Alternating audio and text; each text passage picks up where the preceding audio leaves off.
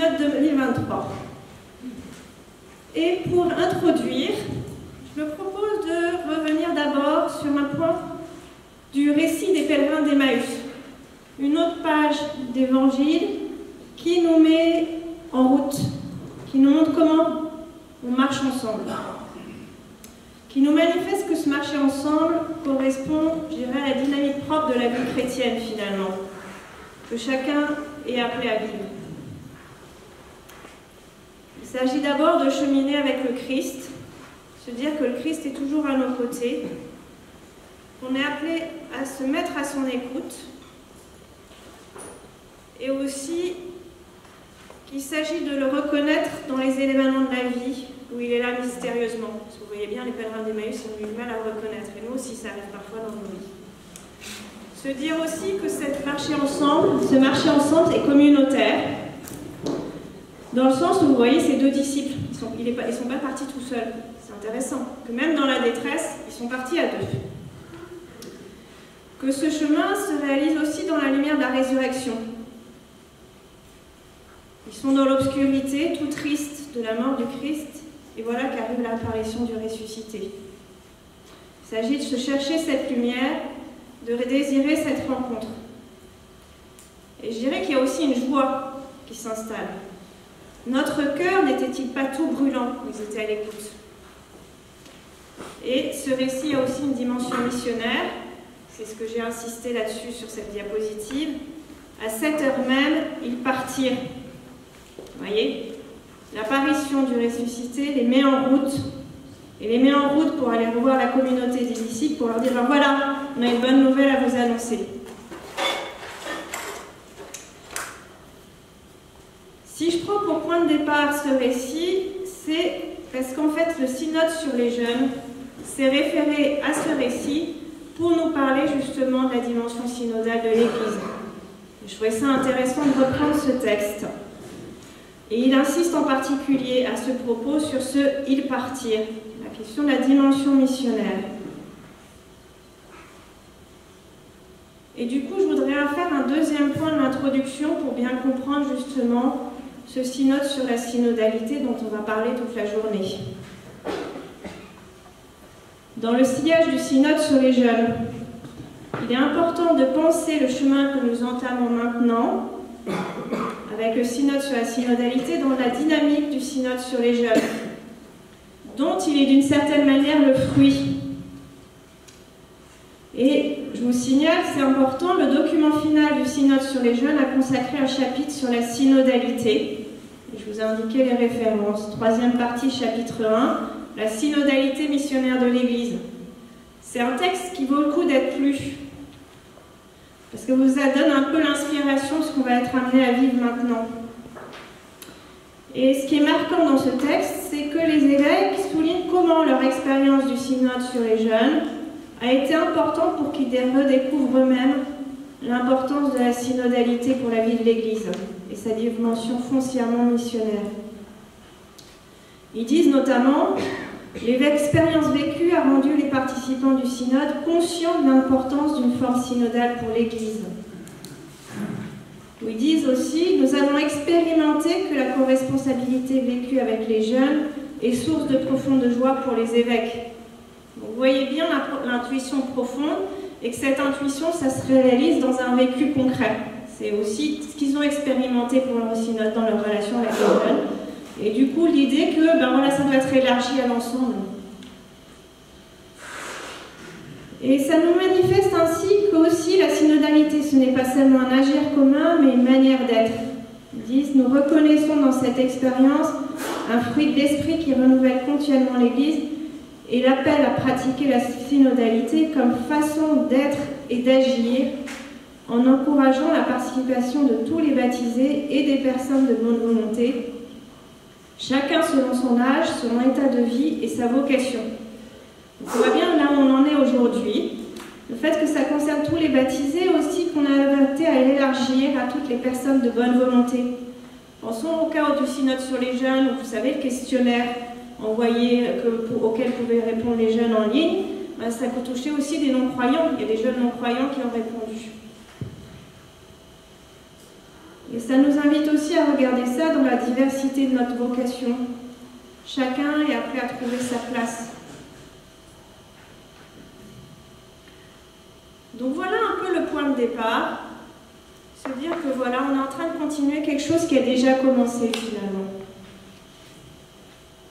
Et je dirais que c'est important aussi de faire mémoire. Qu'est-ce qui s'est vécu dans le diocèse à propos de ce synode sur les jeunes aussi?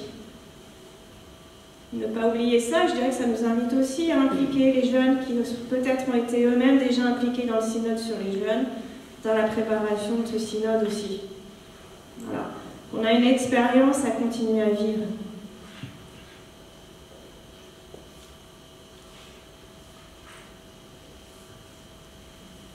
Maintenant, je vais vous donner un peu le parcours qu'on va effectuer ce matin. Un parcours un peu en deux temps. Commencer par un premier point, se demander qu'est-ce que veut dire l'Église est constitutivement synodale. Vous verrez que dans le document préparatoire, le deuxième partie, c'est l'Église est constitutivement synodale. Donc réfléchir un peu qu'est-ce que ça signifie. Ensuite, revenir sur le thème pour une Église synodale, communion, participation, mission. Quel est le sens de ce thème?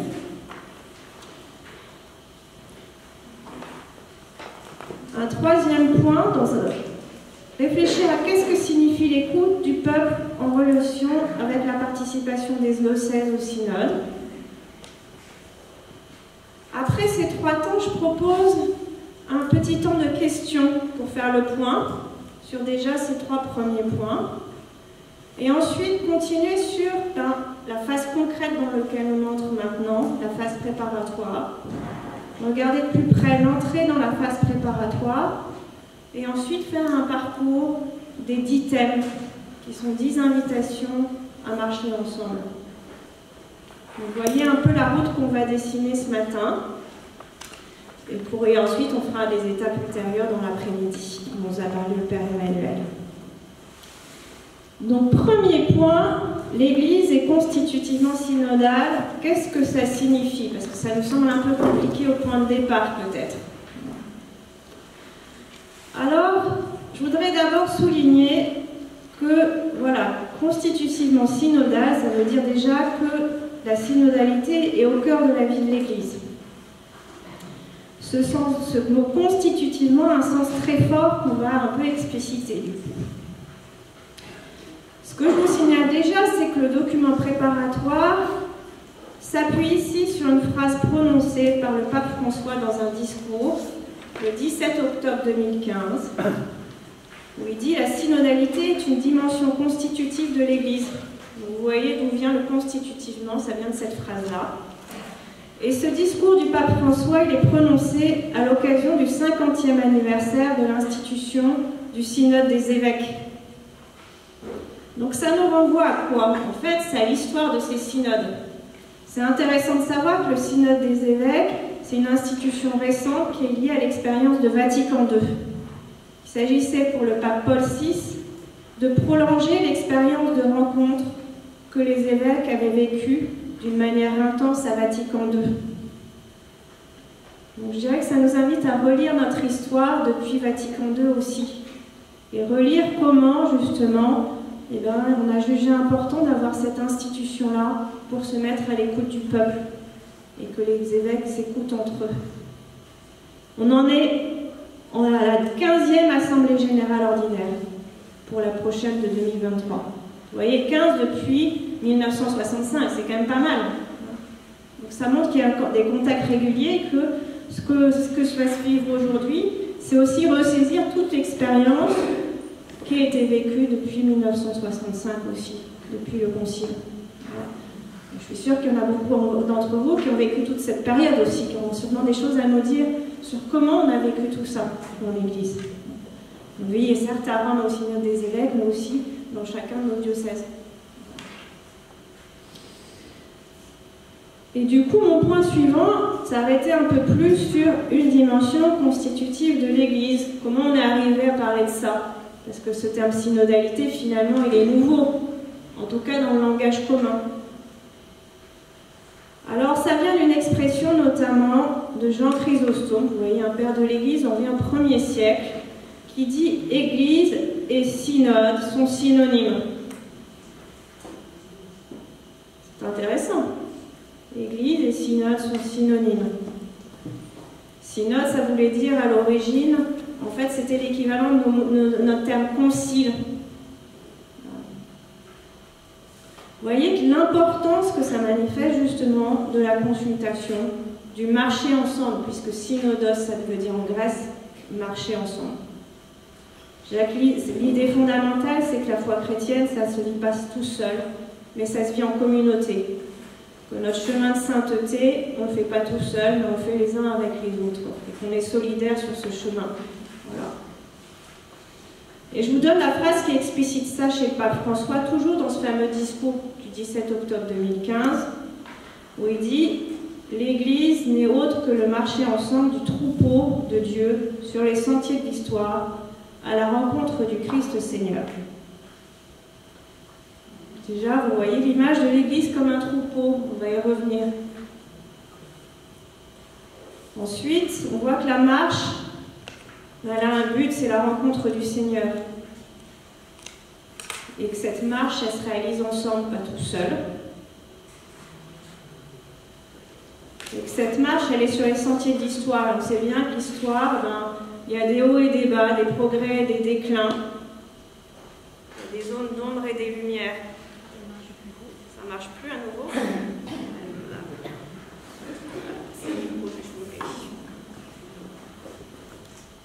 Voilà, c'est bon. Merci de me signaler. À chaque fois que vous ne m'entendez plus, il faut me le signaler. Hein. Voilà. Et donc voilà, donc se dire aussi, vous voyez que quand l'Église marche sur les sentiers de l'histoire, elle marche dans ce qui est vécu concrètement. La lumière et les ténèbres. On voit bien qu'on est soumis aussi à ce qui se passe dans nos sociétés, etc. Alors on va passer maintenant à une étape suivante. Écouter, se mettre à l'écoute du flair du troupeau. Poursuivre sur cette image du troupeau, vous voyez, qui est évocatrice pour nous parler de l'Église en marche, en synode. Et là, le pape va nous dire: le troupeau possède aussi son propre flair pour discerner les nouvelles routes que le Seigneur ouvre à l'Église. Vous voyez, se mettre à l'écoute du flair du troupeau. Vous voyez, on voit bien l'image du flair. Hein, vous voyez, il a l'intuition, on sent qu'il y a quelque chose vers lequel il faut aller. Et ce flair, ce n'est pas pour n'importe quoi, c'est pour discerner les nouvelles routes. Et ces nouvelles routes, ce n'est pas nous-mêmes qui les traçons, c'est d'abord le Seigneur qui les ouvre. Se mettre à l'écoute du troupeau, c'est en même temps se mettre à l'écoute du Seigneur. C'est ce que le pape François explique avec un terme un peu compliqué, mais qu'il est utile de comprendre pour nous, dans la joie de l'Évangile, dont nous parlait le Père Évêque, justement. Il dit que c'est le flair du troupeau, c'est en latin sensus fidei, en français c'est le sens de la foi. Le sens de la foi, c'est un flair, c'est une intuition, c'est un instinct. C'est un instinct qui indique, qui vient de la foi et qui aide à discerner ce qui vient vraiment de Dieu. Donc, derrière tout ça, c'est l'idée de chercher ce qui vient vraiment de Dieu. Que dans notre discernement, on choisisse ce qui vient vraiment de Dieu dans notre décision. Et comment on peut être guidé? D'abord, il s'agit de se dire que, comme le dit le pape aussi, le peuple de Dieu est saint. Se dire que l'Esprit Saint est présent au troupeau, le guide, et d'une certaine manière lui est indéfectible. Quand on regarde l'histoire de l'Église, on se dit, ben voilà, l'Église elle a travaillé des tas de choses, des tas de difficultés, pourtant, l'Esprit Saint a toujours été à l'œuvre. Je dirais qu'il faut se fonder sur cette foi. Peut-être qu'on a particulièrement besoin aujourd'hui. Se dire, voilà, l'Esprit Saint est à l'œuvre. Ensuite, se dire, ce qui nous expliquait que quand il croit, quand le peuple croit, il ne se trompe pas. Il y a ici un don du Saint-Esprit qui est donné au peuple entier, et le pape précise, des évêques jusqu'au dernier des fidèles laïcs. On a tous ce don. Mais je dirais qu'il a une force quand on est en commun. Je dirais que j'insisterai sur cette dimension communautaire. que l'écoute de l'esprit a une force particulière quand on est en commun. Que l'esprit se donne justement au peuple tout entier. Et en même temps, vous voyez, il nous précise aussi, même s'il ne dispose pas des moyens appropriés pour s'exprimer avec précision. On est bien conscient, vous voyez, dans notre expérience de foi, qu'il y a toujours l'obscurité, qu'on a parfois du mal à trouver les mots. Vous voyez? Donc il s'agit de se faire aider pour trouver les mots. Et justement, c'est la mission des évêques, des théologiens, des pasteurs, vous voyez, d'aider à formuler justement ce sens de la foi que les communautés exercent communautairement. Voilà. Je pense que c'est aussi important de le noter, j'y reviendrai. Vous voyez, les évêques, les pasteurs, ils sont au milieu du peuple, ils sont dans le peuple, ils ne sont pas à côté. Voilà. Donc ils sont aussi au sein de la communauté qui expérimente cela. Ça me semble important.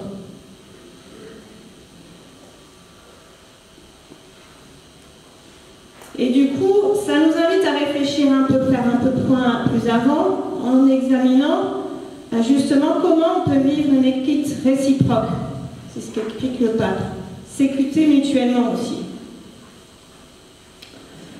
Il nous dit d'abord, le pape, toujours dans ce fameux discours, vous voyez, je prends la trame de ce discours parce que si vous regardez de près le document préparatoire, il se réfère tout le temps à ce discours. Donc c'est bon d'y revenir. Parfois, en revenant aux sources, ça nous aide à comprendre. Il nous dit, chacun a quelque chose à apprendre, le peuple fidèle, le collège épiscopal, l'évêque de Rome, chacun à l'écoute des autres et tous à l'écoute de l'Esprit Saint, l'Esprit de vérité, pour savoir ce qu'il dit aux églises. Vous voyez, c'est très beau. D'abord, il y a des citations qui sont du Nouveau Testament. Ça nous renvoie à la foi originelle. Qu'est-ce qui était vécu déjà dans les premières communautés? Voilà. Et vous voyez, chacun a quelque chose à apprendre. On a tous à s'apprendre mutuellement. Et pour cela, il faut se mettre à l'écoute des autres et ensemble à l'écoute de l'Esprit. Je dirais qu'il y a une relation entre l'écoute des autres et l'écoute de l'Esprit. Et écouter les autres, ça signifie en même temps écouter l'Esprit. Ça nous dit bien que l'écoute réciproque, c'est une écoute de l'Esprit, et se dire que l'Esprit Saint a quelque chose à nous dire à nos églises aujourd'hui, ici et maintenant, dans ce qu'on vit.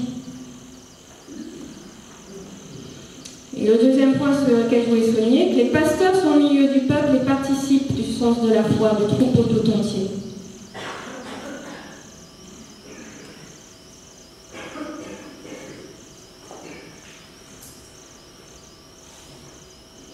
Et le dernier point, le document préparatoire parle d'un consensus unanime. On cherche un consensus, vous voyez, puisqu'il s'agit de se mettre à l'écoute de l'Esprit, qui se réalise dans un lien fécond entre le sensus fidei du peuple de Dieu et la fonction de magistère des pasteurs. Vous voyez, il y a une relation entre les deux. Et je dirais que le fondement de cette relation, c'est que justement les pasteurs sont au milieu du peuple. Donc c'est pas l'un à côté de l'autre, c'est tous ensemble. Vous voyez.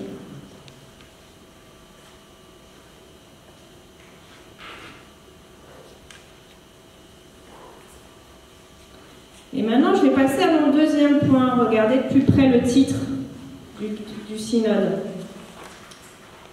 Pour une église synodale, communion, participation et mission. Et je vais procéder en deux temps. D'abord, regardez pour une église synodale, et ensuite communion, participation et mission. Pour une église synodale, on peut se dire d'abord que l'église synodale, elle est déjà là, puisque église et synode sont synonymes. Que l'église est constitutivement synodale. Sinon, elle ne serait pas église, si elle n'était pas déjà. Mais en même temps, il y a un pas encore, il y a un pour, il y a une visée, vous voyez. C'est qu'on est... L'église n'est pas encore de manière pleinement accomplie ce qu'elle est appelée à être, vous voyez. Il y a du chemin à faire. L'église, elle est en chemin. Voilà. Donc elle est appelée à être toujours plus synodale. Et en même temps, je dirais aussi que l'Église se redécouvre elle-même aujourd'hui comme synodale. C'est que si on en parle autant, c'est qu'on se dit qu'il y a une urgence aussi pour aujourd'hui. Vous voyez ? C'est quelque chose qui est toujours, et en même temps, aujourd'hui, de manière particulière, on a besoin de le rappeler, d'y réfléchir, d'y travailler et de s'exercer davantage. Et j'expliquerai dans deux sens. D'abord par un mot grec qui on dit un kairos, ça veut dire une occasion favorable. Il y a quelque chose qui se produit, vous voyez. Et le pape François aime beaucoup à dire que voilà, le monde et l'Église ont besoin d'une culture de la rencontre et du dialogue. Il insiste beaucoup là-dessus en disant voilà, on est quand même dans une période de crise, de bouleversement, où on est très marqué par l'individualisme, on est un peu chacun de notre côté. On a du mal à chercher des routes communes, que ce soit dans le dialogue social, on voit bien aussi dans notre vie sociale aussi, hein, vie politique, vie culturelle. Voilà, le délitement du lien, on en parle souvent, vous voyez. Donc il y a quelque chose aussi à éprouver. On se rend bien compte qu'on a besoin davantage de la culture de la rencontre et du dialogue. Je dirais que d'ailleurs, Sarah Lecour ce matin, à 9h30, on avait besoin de se rencontrer. Et que sans doute aussi le Covid est passé par là, et qu'on a encore davantage besoin de se rencontrer. Je dirais aussi que la pandémie qu'on a vécue, et qui n'est pas encore tout à fait terminée, nous fait dire qu'on a besoin aussi de contact de proximité. On a besoin de se retrouver entre personnes qui sont proches. On s'est aperçu qu'on nous disait qu'on n'avait pas besoin de bouger de tant de kilomètres, on s'est rendu compte que du coup on avait besoin d'aller voir les voisins proches. Voilà. Donc il y a quelque chose qui se noue là-dessus. Voilà. Donc, je dirais que c'est pas propre à l'Église, c'est aussi notre société qui en a besoin, vous voyez, qui a un lien entre les deux.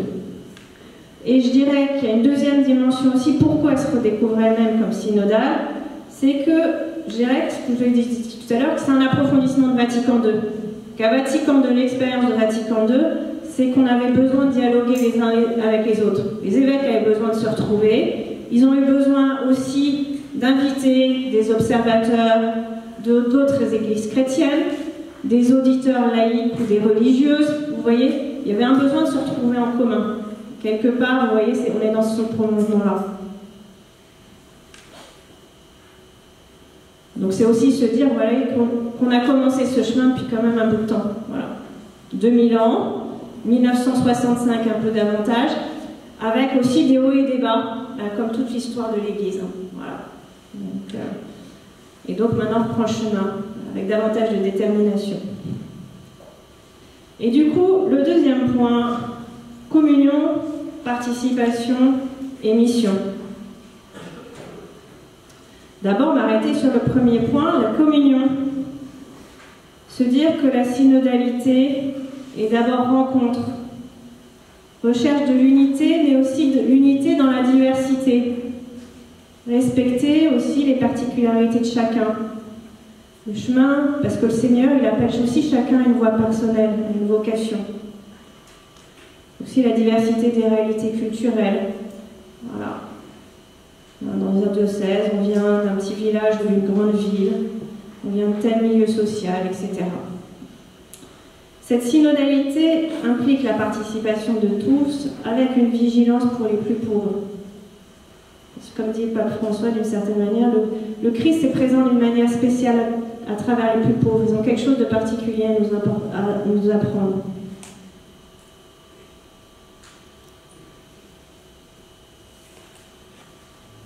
Et le troisième point, la synodalité et mission. Je dirais qu'il y a un lien entre le fait que l'Église est synodale et que l'Église est missionnaire. Le pape Paul VI avait beaucoup insisté sur l'identité missionnaire de l'Église. On peut dire dans un sens que l'Église est à la fois constitutivement synodale et missionnaire. L'un et l'autre sont solidaires. Et quelque part, on ne peut pas penser l'un sans l'autre. Moi j'aime bien revenir à la phrase de Jésus dans le discours des adieux. C'est à l'amour que vous aurez les uns pour les autres que l'on reconnaîtra que vous êtes mes disciples. Là on voit bien le lien entre les deux. C'est si on vit authentiquement cette synodalité, cette fraternité, on témoignera de notre foi, quelque part. Il y a quelque chose d'un fondamental chrétien ici, en fait.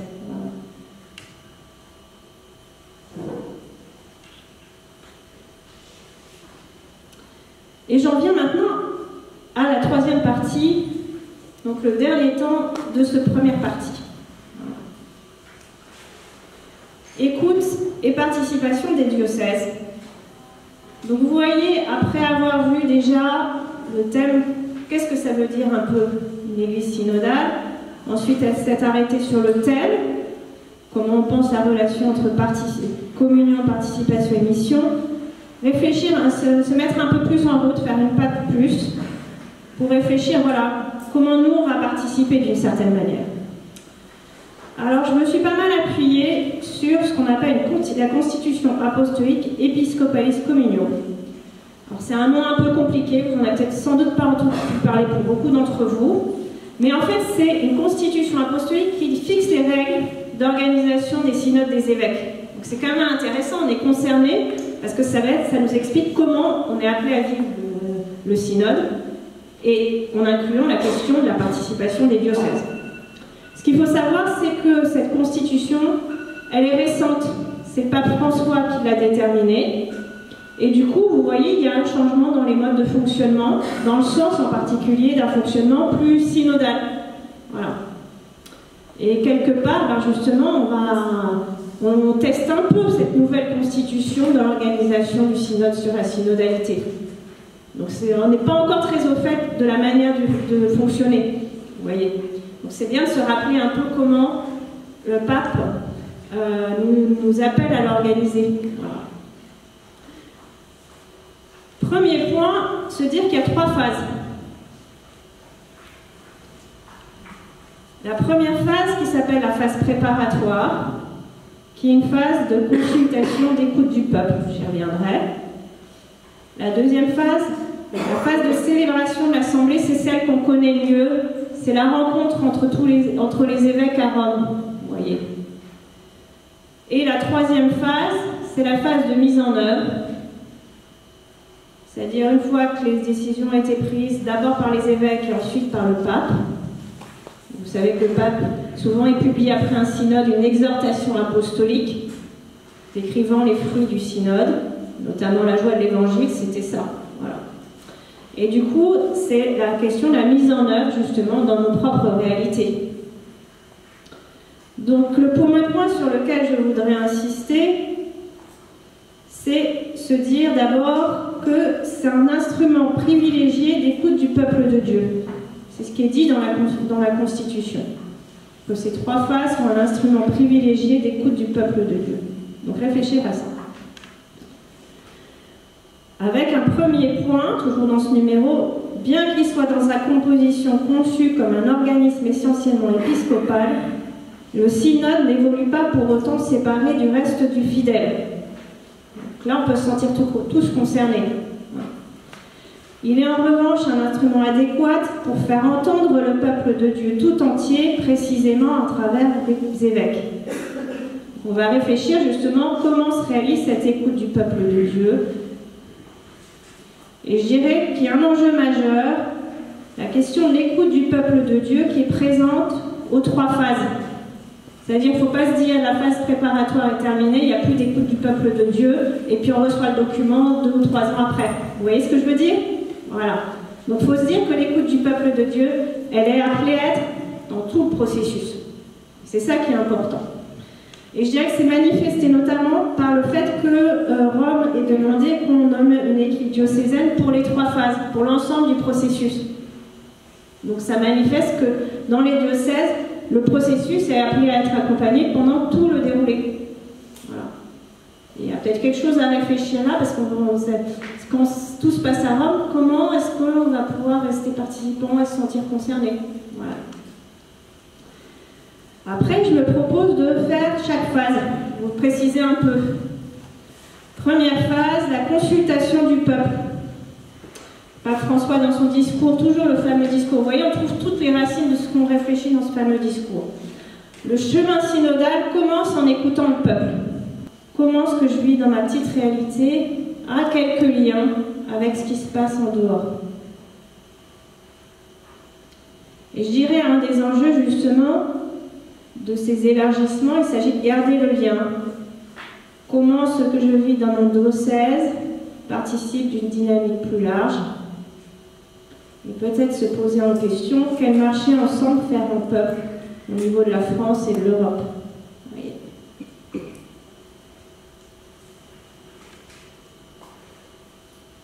Je passe maintenant à mon deuxième point, la phase de célébration. Donc l'assemblée qui se tient à Rome. Le pape François continue en disant « Le chemin du synode continue en écoutant les pasteurs et culmine dans l'écoute de l'évêque de Rome », c'est-à-dire l'évêque de Rome qui est à l'écoute. Tout ça. Et on précise, voilà, il s'agit de rechercher un consensus qui résulte d'une obéissance commune à l'Esprit Saint en étant attentif au sensus fidei, le sens de la foi dont je vous ai parlé tout à l'heure. Vous voyez pourquoi c'est important d'en parler, parce qu'on le retrouve ici. On ne peut pas y échapper. Au sensus fidei du peuple de Dieu. Donc vous voyez ici qu'il y a une écoute permanente du peuple. Que dans cette assemblée, il s'agit aussi de se mettre à l'écoute du peuple. Et que écoute du peuple, écoute de l'esprit, ici on voit bien qu'elles sont liées. À nouveau.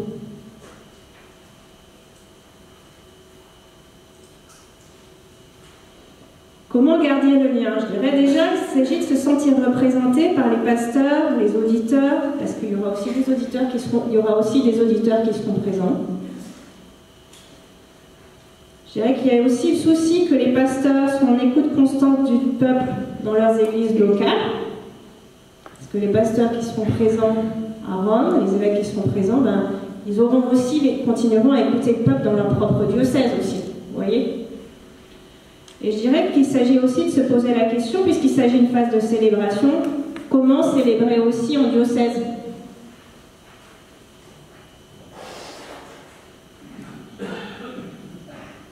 Et maintenant, la dernière phase, la phase de mise en œuvre.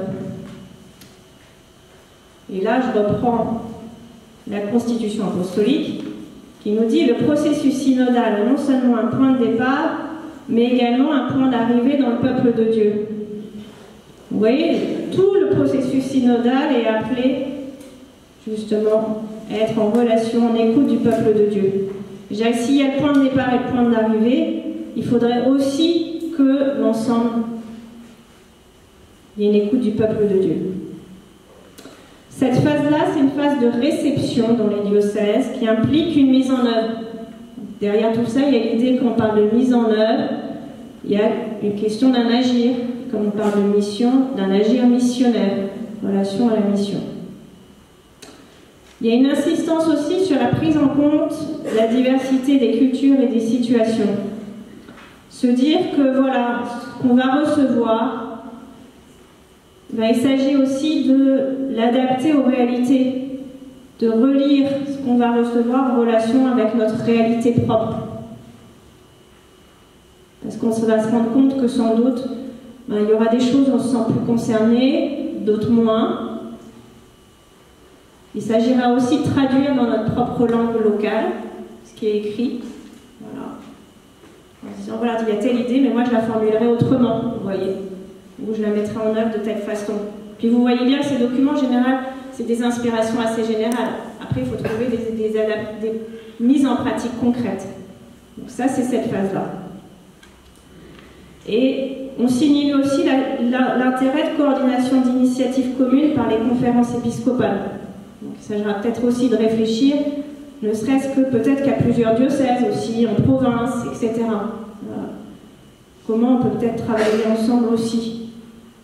Parce que vous voyez, la prise en compte des diversités de situations, il y a la situation de nos diocèses, mais parfois aussi, on est plusieurs quand même dans la même situation, en France, etc. Donc là, on va regarder plus précisément où on en est maintenant, voilà, dans quoi on entre dans cette phase préparatoire. Bon, il faut se dire que déjà, cette phase préparatoire, elle a commencé dès l'annonce du synode, en fait. Normalement, c'est ce qui marque le début, l'annonce même.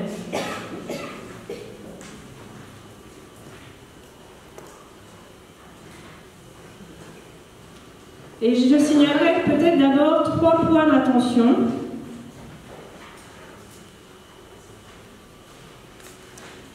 Le premier, se dire qu'il y a un lien entre l'écoute du peuple et l'écoute de l'esprit. Donc quand on est dans cette situation d'écoute communautaire, toujours se mettre en présence de l'esprit, se dire qu'on est à l'écoute, se dire qu'on est à l'écoute de l'esprit. Le pape François, il aime bien utiliser deux expressions, on y reviendra un peu plus tard. Il l'a fait notamment au moment du synode sur la famille, en disant voilà, quelle est l'attitude que vous devez avoir. D'abord, une écoute humble. Pourquoi humble? C'est être capable d'écouter l'autre dans ce qu'il nous dit, vous voyez, ne pas tout de suite projeter ce qu'on a envie d'entendre ou pas entendre. Se dire que l'Esprit Saint, il est à l'œuvre collectivement, mais aussi en chacun de nous. Donc se dire que ce qu'il nous dit, ce qui peut peut-être nous déranger, ben c'est peut-être quand même l'Esprit Saint. De temps en temps, il faut aussi écouter des paroles qui nous dérangent. Ça peut être l'Esprit Saint. L'Esprit Saint, il n'est pas toujours dans ce qui nous arrange, en fait. Et le deuxième point, la parésie. Alors c'est un mot grec compliqué, mais qui veut dire le courage de parler. Avoir le courage de parler. Je dirais que parfois, ça demande du courage de dire une chose qui n'est pas dans l'opinion dominante, vous voyez. Et Benoît XVI disait souvent, pour avoir ce courage de parler, il faut être humble. Il faut être capable de se dire, ben voilà, je vais peut-être me prendre une claque, mais en même temps, à l'écoute de l'Esprit Saint, je pense qu'il faut le dire, vous voyez. On disait une fois, dire la vérité, ne pas avoir peur des conséquences, vous voyez. Quelquefois, il y a un primat de la vérité, mais on va voir l'articulation, pas la vérité toute seule dans sa forme brute, mais dans le souci des autres, vous voyez. Mais justement, quand on utilise ce mot parésie, corrige de parler, c'est pas le courage de parler, vous savez, parce que j'ai besoin de m'affirmer.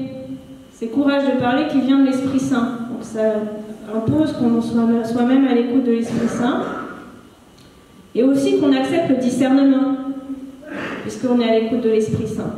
C'est-à-dire que ce qu'on va dire, on le remet au groupe, aux autres.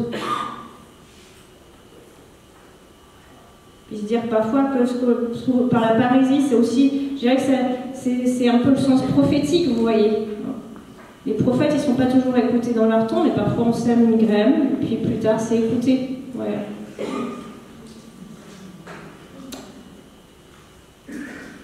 Déjà, il faut toujours avoir confiance.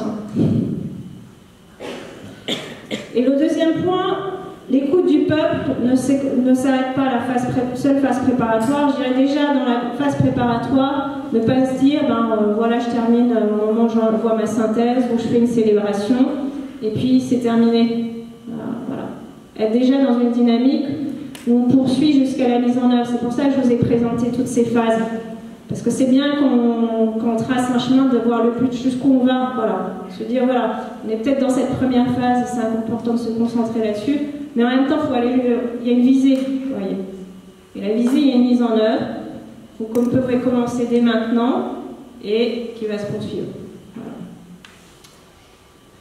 Troisième point d'attention, je signalerai l'écoute du peuple et l'écoute du peuple dans son ensemble. Et en insistant sur le fait qu'elle implique celle des plus pauvres. Voilà. On va avoir un point d'attention là-dessus. Comment je vais me mettre à l'écoute des plus pauvres? Je dirais que c'est pas, ça peut être socialement, mais ça peut être aussi ceux qui se sentent en marge de l'Église. Je pense parfois aux divorcés mariés, par exemple. Ça peut être aussi tous ceux qui voilà, se sentent concernés mais ont du mal à trouver leur place aussi. Voilà. Comment on se met à l'écoute du peuple dans son ensemble. Et en même temps, en réfléchissant, voilà, c'est pas la singularité importante, mais c'est l'ensemble qui va primer.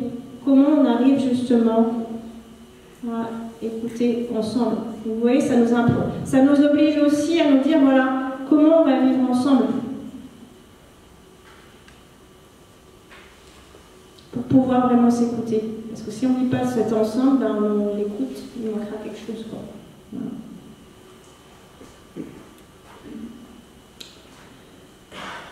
Et le document préparatoire nous signale une interrogation fondamentale. Donc, je dirais que c'est ça l'interrogation, point de départ sur lequel vous allez être amené à réfléchir. Après, on va décliner comment, mais se dire ça, c'est peut-être toujours ce à quoi il faut revenir. pour ne pas perdre le lien, voilà, le fil. Il nous dit, une église synodale, en annonçant l'évangile, marche ensemble. Comment ce marcher ensemble se réalise-t-il aujourd'hui dans votre église particulière, c'est-à-dire dans votre diocèse? Quel pas l'esprit nous invite-t-il à accomplir pour grandir dans notre marché ensemble? Donc c'est ça à quoi il va falloir réfléchir en fait. Je dirais que ce questionnement est tout d'abord en relation avec la mission, puisque dit c'est une église synodale en annonçant l'évangile. Vous voyez l'enjeu. C'est ce que je vous ai dit dès le départ. Hein. Le document sur les jeunes, il parle d'une église synodale missionnaire. Voilà, on est toujours dans cette mission. Et ça nous invite, premier point, à se demander où en sommes-nous aujourd'hui de ce marché ensemble. Regardez la situation aujourd'hui, où on en est. Premier point. Et deuxième point, quel pas supplémentaire?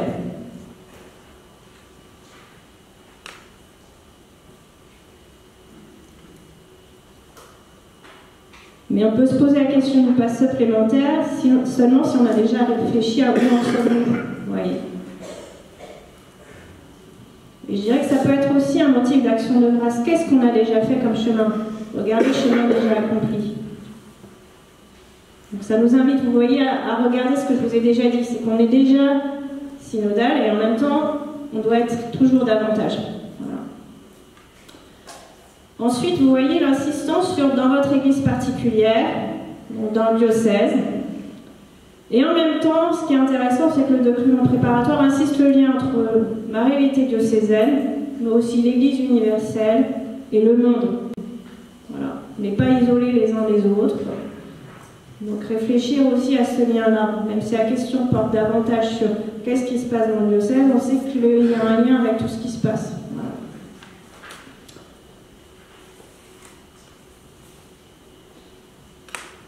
Et ensuite, le document préparatoire, il parle de cette question en termes de style de vie, mais aussi en termes de structure, d'action, etc.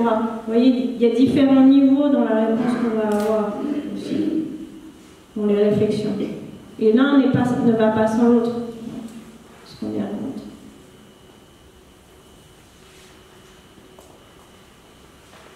Il y a la manière d'être et le faire, la manière d'être et le faire, ben, ils sont liés l'un à l'autre.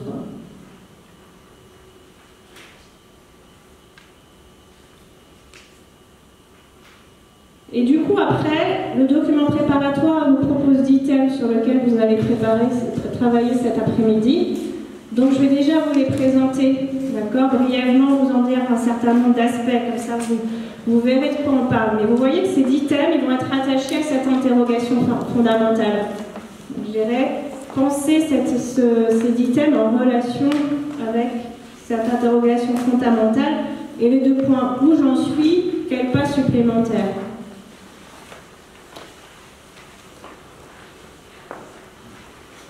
Ils sont tous évoqués, ces 10 thèmes, dans le document préparatoire au numéro 30. Vous aurez la description. Je dirais que ces 10 thèmes, quand on les regarde de près, ils indiquent une progressivité dans le marché ensemble. On va partir de qui participe, les compagnons, comme il parle, pour arriver à la fin à la question de comment se former. Vous voyez? Donc il va y avoir une dynamique dans les 10 questions. Ensuite, je soulignerai aussi qu'il y a un lien entre les différents thèmes.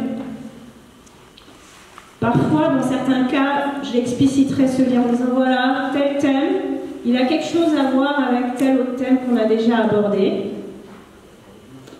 Et aussi, parfois je ne le fais pas moi-même, mais je vous invite éventuellement à faire.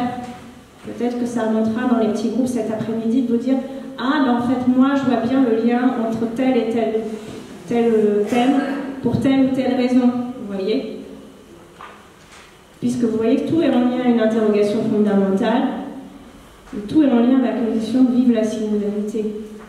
Tout est lié.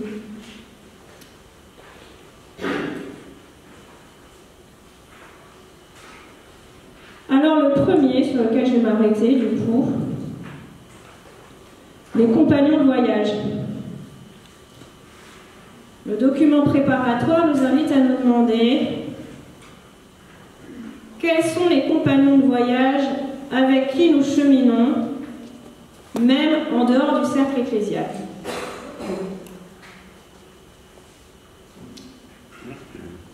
Donc, avec qui cheminons-nous? La question est qui fait partie de ce marché ensemble, vous voyez? Et ça nous renvoie à la question de la communion. Comment, vous voyez, dans le thème qu'on aborde, voilà, comment entend-on communion? Qu'est-ce qui fait partie de ce vivre ensemble? Et ça nous invite aussi à nous interroger qui est éventuellement laissé au bord de la route. Parmi les baptisés, parmi nos frères et sœurs en humanité, on peut se demander aussi, est-ce qu'il n'y a pas un pôle paroissial qui est un peu plus négligé que l'autre, qui est plus éloigné, qu'on écoute un peu moins? Vous voyez, il y a des tas de questions qui peuvent se poser à différents niveaux. Au niveau aussi des mouvements, des associations fidèles, des communautés religieuses, voilà. Qui est laissé au bord de la route? Avec, vous voyez, comme première question, on peut se dire, voilà, comment vivons-nous la diversité de nos sensibilités? Est-ce que nous cessons la place aux pauvres? Sont-ils au centre? On peut se demander aussi comment on vit l'accueil dans nos communautés paroissiales, religieuses, mouvements. Comment est-ce qu'on est prompt à accueillir de nouvelles personnes avec d'autres parcours? Je dirais, il y a aussi la question de l'intergénérationnel. Comment tout le monde trouve sa place dans toutes les générations aussi. Et je dirais, il y a là aussi par exemple la question, voilà, est-ce qu'on prend le temps de célébrer, de faire la fête? Est-ce qu'on prend le temps de se retrouver? Quelle fraternité on vit au concret? On peut passer aussi par des temps de rencontre, etc. Dans la diversité de nos réalités, tout le monde n'aura pas la même réponse, même au niveau du diocèse, parce que vous ne vivez pas les mêmes réalités paroissiales, par exemple.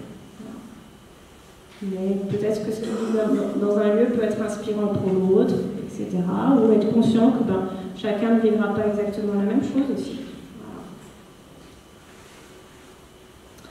Le deuxième point, écouter. Donc on retrouve l'écoute, vous voyez. Et le Vademecum, c'est le document qui est joint au document préparatoire qui donne un peu les éléments pour travailler au concret. Mais vous savez utiliser de votre créativité, donc vous saurez aussi travailler par vous-même. Et le Vademecum, il reprend ces questions aussi, ces 10 thèmes, et en général de manière assez similaire, et de temps en temps, il y a des différences de vocabulaire. Donc, de temps en temps, vous voyez, je prends aussi dans le Vademecum. Comment Dieu nous parle à travers des voix que nous ignorons parfois. C'est ça l'écoute.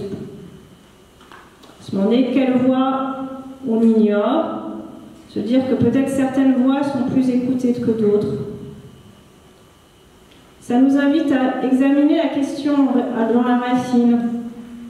Quels sont les préjugés qui peuvent en être la cause?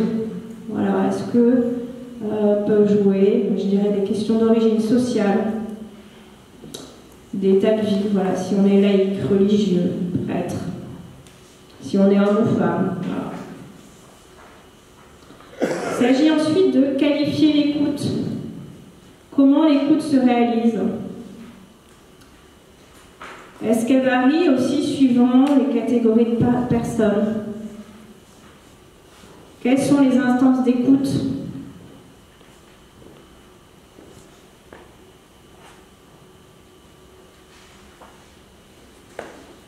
Et le document insiste aussi se mettre aussi à l'écoute de la réalité sociale. De quelle manière on est attentif à ce qui se passe aussi à l'extérieur. Voilà. Je pense aussi, vous voyez, il y a la question de la vie politique, mais il y a aussi la question du monde de l'entreprise, aussi, vous voyez, de tous les emplois, etc. Comment on se met à l'écoute du milieu scolaire, ce qui se passe dans l'éducation, etc. Troisième point, prendre la parole. Et vous voyez, la phrase du document préparatoire nous dit « Tous sont invités à parler avec courage et parésie ». Vous voyez, on se retrouve cette expression courage et parésie dont vous avez déjà parlé. Et il explicite aussi ce que ça veut dire courage et parésie, c'est-à-dire en conjuguant liberté, vérité et charité. Voilà. Il s'agit de parler en liberté et en vérité, mais en ne négligeant pas la charité non plus. Et aussi en n'oubliant pas de dire la vérité par peur de manquer de charité. Vous voyez, il y a une unité entre les deux. Pourquoi l'unité entre les trois, pardon? C'est parce que ça vient de l'esprit. Voilà. Il faut vraiment se mettre à l'écoute de l'esprit. Se posant la question, qui est autorisé à prendre la parole? Comment est-ce que je peux faciliter la prise de parole?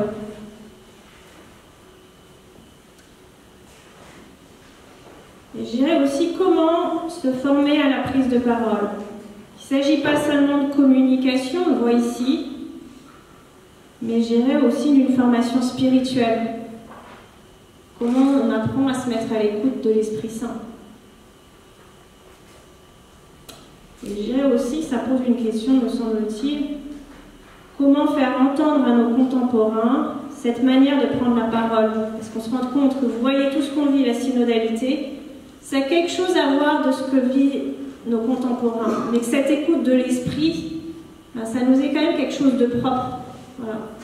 Et on ne parle pas de la même manière en église peut-être, on n'a pas la même manière de s'exprimer. Et il y a quelque chose de réfléchir. Voilà, comment on peut communiquer cette manière propre?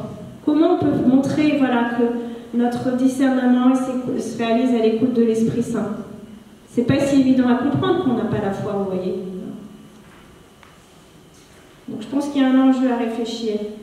Voilà. Comment être à la fois authentique et en même temps audible aussi, voilà, quand on prend la parole.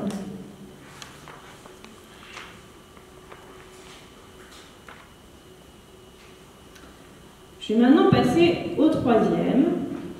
Célébrer. Pardon. Ah, il en manque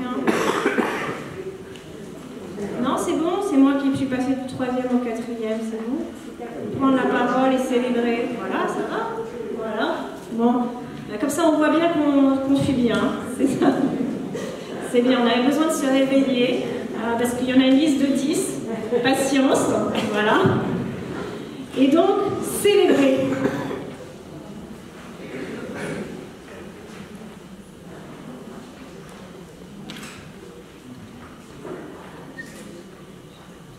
Il s'agit d'abord de marcher ensemble, se repose sur une écoute communautaire de la parole et de la célébration de l'Eucharistie. Donc vous voyez, célébrer, il y a deux aspects.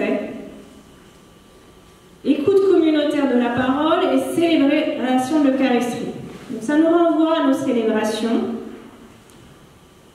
la célébration de l'Eucharistie, mais aussi à toute la vie liturgique. Comment est-ce que ça nous reflète la joie d'être ensemble? Comment on vit la communion? Parce que la communion, elle part justement de cette vie communautaire eucharistique. Comment tous y participent activement? Et je dirais aussi, vous voyez qu'il y a un lien entre l'Eucharistie et toute notre vie chrétienne. On peut dire que toute notre vie chrétienne est vie eucharistique. Vous voyez, elle se fonde dans l'Eucharistie et la place diffusée. Comment, voilà, on vit tout ça. Et je dirais aussi peut-être un point d'attention. Vous voyez, on parle d'écoute communautaire de la parole de Dieu. Se dire, est-ce qu'on prend le temps de vivre une écoute communautaire de la parole? Je dirais, il y a peut-être aussi ici à réfléchir, voilà. Est-ce que, de temps en temps, on prend le temps de lire ensemble l'évangile du dimanche et de le partager, vous voyez?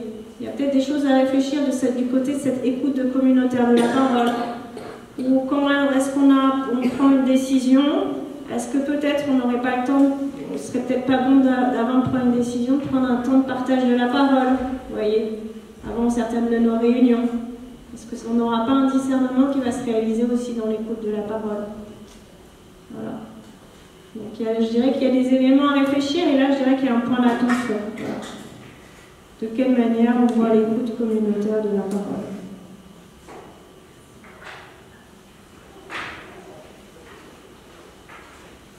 Alors ensuite, on va avancer et on va voir co-responsable dans la mission. Donc la question de la co-responsabilité. Alors le mot co-responsabilité, c'est un fruit du concile, mais en fait, moi j'ai retrouvé déjà chez un théologien déjà dans les années 50. Vous voyez. On en a beaucoup parlé en lien avec le concile, parce que le cardinal Suenens, archevêque de Malines-Bruxelles, qui avait joué un rôle important au concile, a écrit un livre justement sur la co-responsabilité dans l'Église, et du coup le terme a été lancé, mais c'est lié à l'expérience justement de Vatican II. Donc quand on parle de co-responsabilité dans la mission, c'est en lien avec ce qui a été vécu, ce qui est toujours vécu. Quel est le fondement de cette co-responsabilité? Il faut regarder la joie de l'Évangile, où le pape François nous dit tous disciples missionnaires, que par notre baptême, nous sommes tous appelés à annoncer l'Évangile. Du coup, c'est de là que ça se fonde la co-responsabilité dans la mission. Du fait qu'on est tous appelés à annoncer l'Évangile. Donc derrière tout ça, ça pose la question de l'ouverture de la communauté à la mission, puisque la co-responsabilité se réalise dans la mission. Ensuite, ça nous appelle à nous poser la question peut-être, comment appelons-nous à des responsabilités ?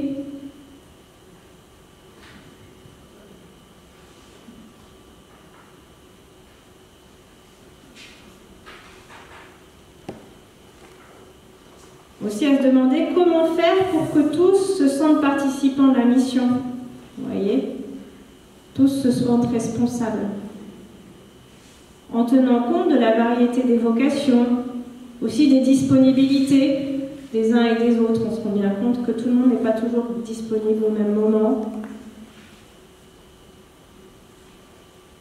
Comment justement, dans cet appel à des responsabilités, on tient compte de cette variété?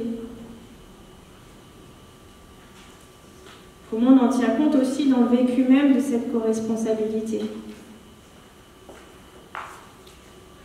On est co-responsable dans la mission, mais en même temps, chacun a une vocation.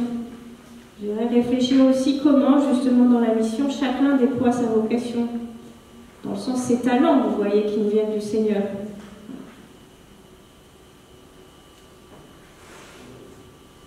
Parce que ces talents, ils sont faits pour être mis au service de cette mission.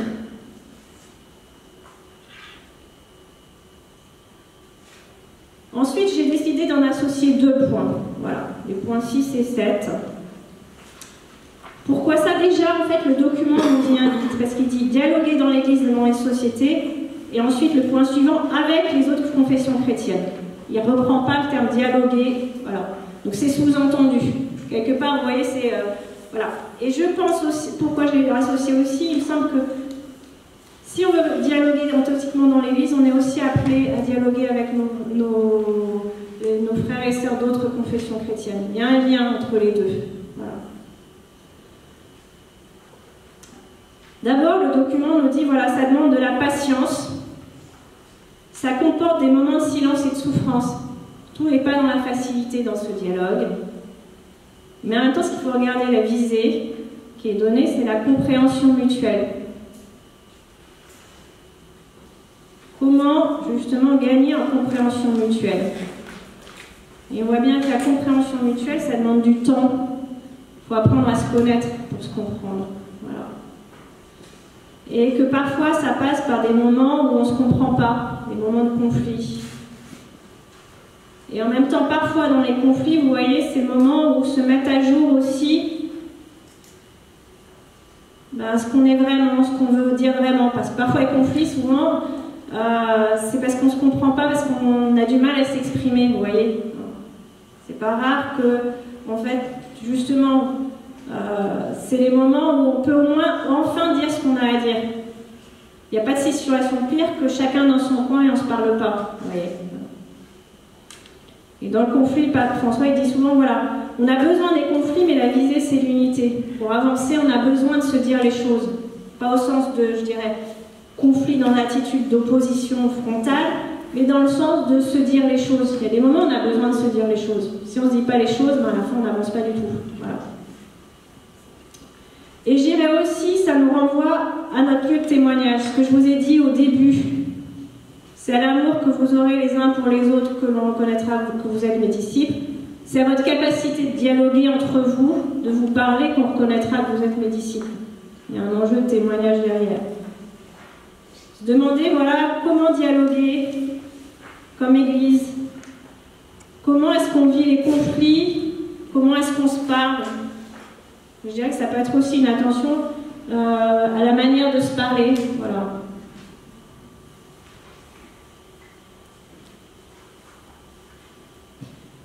Quelle collaboration avec les mouvements, les communautés religieuses, les diocèses voisins. Voilà. Comment on entre en dialogue, comment on élargit aussi l'horizon, comment on ne s'enferme pas seulement dans sa petite réalité, mais on s'ouvre aux autres.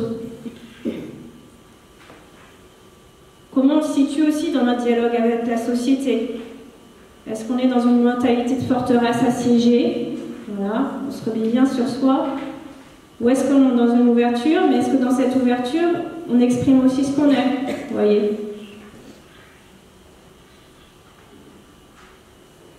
Donc vous voyez que c'est des termes très généraux, mais qu'il s'agit d'appliquer à la réalité concrète. Qu'il faut s'approprier de manière concrète. Ensuite, le point suivant, autorité et participation. Et moi, je rattacherai bien ce 8e point au 5e, sur la co-responsabilité dans la mission. Vous voyez, la co-responsabilité dans la mission est en relation avec la question de l'autorité et de la participation. Le point fondateur, et ce qui est intéressant, c'est que même dans le document, on fait le lien. Parce que la première phrase, c'est une église synodale et une église de la participation et de la co-responsabilité. Voilà. Donc derrière tout ça aussi, c'est se dire, voilà, pour être authentiquement co-responsable, voilà, il y a nécessité d'une participation et d'une autorité. Voilà. Donc ça invite à se poser la question de l'exercice de l'autorité. Comment exerce-t-on l'autorité à chaque niveau de nos responsabilités? Est-ce qu'elle impulse participation et co-responsabilité? C'est ça finalement. Voilà. De quelle manière elle permet la participation et favorise la co-responsabilité? On pourrait s'interroger, notamment dans un vocabulaire qu'on utilise pas mal, la question de la subsidiarité. Est-ce que je veux tout diriger ou est-ce que je laisse la place à l'autre qui est capable de prendre telle ou telle responsabilité? Ça invite aussi à s'interroger à ce qu'on appelle les structures de co-responsabilité. Donc, quel rôle tiennent au niveau paroissial et diocésain, les conseils pastoraux, les conseils pour les affaires économiques, etc. Voilà. C'est un document récent qui s'appelle Instruction sur la conversion missionnaire des paroisses qui institue ces instances-là comme des structures de co-responsabilité. Donc, ça nous invite à réfléchir comment, justement, elles servent la co-responsabilité. Ça nous invite aussi à voir comment nos manières de fonctionner. Est-ce qu'on est capable de travailler en équipe? Voilà. Comment est-ce qu'on peut travailler en équipe? Comment est-ce qu'on peut davantage travailler en équipe aussi? Voilà. En sachant que parfois aussi, on ne peut pas toujours tout faire en équipe aussi. Donc, comment on exerce la relation entre celui qui a responsabilité et puis travailler en équipe? Voilà. Donc ça peut nous amener sur des questions très concrètes. Hein. Voilà. Ça peut être aussi, ben voilà, se dire, ben oui, peut-être concrètement dans notre réalité, il faudrait qu'on se rencontre plus souvent, qu'on change notre agenda, vous voyez, il y a des choses qui sont parfois très matérielles et très concrètes.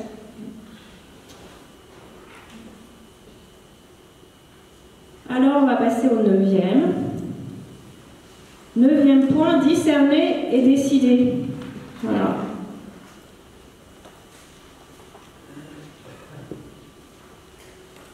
Je dirais que c'est déjà en lien aussi avec le 8e, autorité et participation. Et aussi d'une certaine manière avec le 5e, co-responsabilité dans la mission.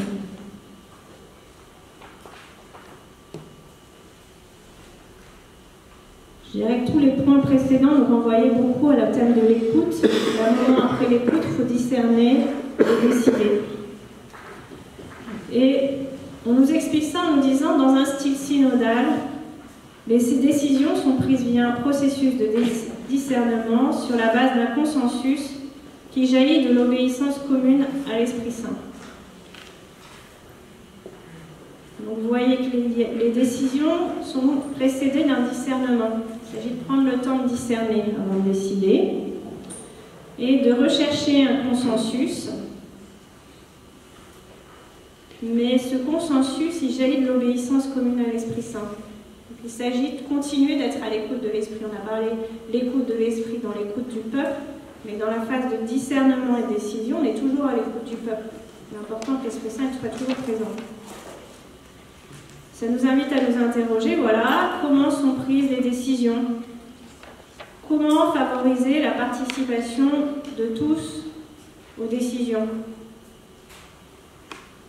Et je dirais aussi comment articuler consultation, discernement et décision. Est-ce qu'il y a un lien entre les trois? Et finalement, ça nous demande aussi, voilà, comment on rend compte des décisions.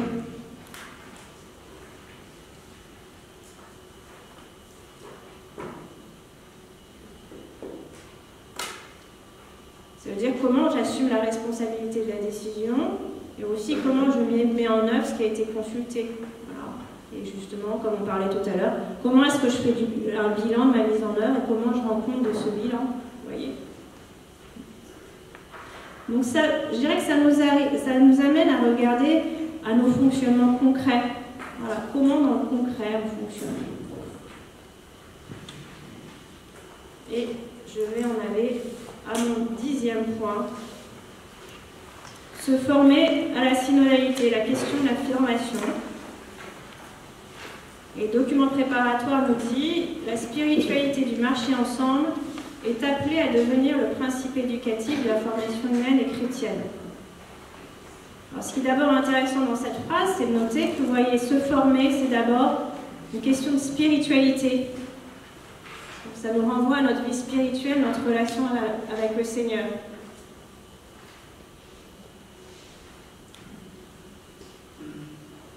Ça nous renvoie aussi au fait que toute formation est appelée à être synodale. Et je dirais aussi à être vécue synodalement. Et à réfléchir comment, quand on prend un petit temps de formation, ben justement on expérimente un vivre ensemble aussi en Église. Poser la question, comment est-ce qu'on forme? Et je dirais que former, ça ne veut pas dire forcément former à de grandes responsabilités. Je dirais que la formation, vous voyez, elle est intégrale. Ça renvoie aussi, je dirais, à la question de la formation dans les aumôneries, par exemple, dans le catéchisme aussi. Voilà. Il ne s'agit pas forcément de parler de synodalité à l'éveil à la foi, vous voyez bien ce que je veux dire. Mais en même temps, on peut se dire, voilà, comment on forme à se vivre ensemble en Église, vous voyez? Comment est-ce que, justement, c'est des temps de vivre ensemble en Église? Ensuite, on peut se dire, voilà, aussi, qui appelons-nous à se former? Voilà, comment, justement, les appels à la formation se comprennent aussi en lien avec cette synodalité. Comment, justement, ça reflète une diversité. Et je dirais que ça nous pose la question, voilà, comment forme-t-on au discernement, à la responsabilité, mais une co-responsabilité. On va être responsables les uns avec les autres. Donc au travail en équipe, on est, voilà comment on se forme à travailler en équipe.